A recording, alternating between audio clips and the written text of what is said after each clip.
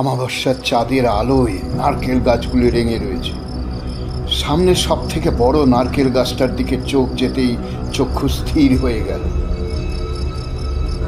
আমি কি দেখছি? দেখি কি এক বিশালাকায় মহিলা গাছটাতে বসে পা দোলাচ্ছে। তার কপালে ইয়া বড় সিঁদুরের টিপ, লাল একটা শাড়ি পরে আছে সে।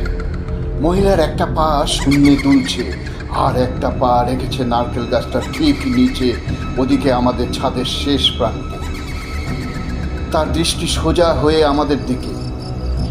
ওর চোখের থেকে আমার দৃষ্টি কোনোভাবে সরাতে পারছি না। দাদা আর কাকু বেঘোরে ঘুমাচ্ছে, ওদের ডাকবার ক্ষমতাও যেন হঠাৎ করে হারিয়ে ফেলেছে। আমি আমার হাত দিয়ে প্রায় খামচানোর মতো করে ওদের ডাকার চেষ্টা করলাম, কিন্তু অদ্ভুতভাবে ওদের ঘুম কোনো মতে ভাঙাতে পারলাম না। কিছুক্ষণ পর দেখি সেই বিশালাকৃতি মহিলা আমার দিকে দৃষ্টি রেখে নারকেল গাছ থেকে নেমে আমাদের ছাদের শেষ প্রান্তে, যেখানে তার একটা পা রেখেছিল, সেখানে দুপা দিয়ে সোজা হয়ে দাঁড়ালো।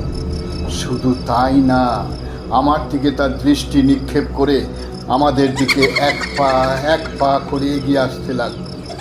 আমার সারা শরীর ভয়ে থরথর করে কাঁপতে লাগলো। এবার কি হবে?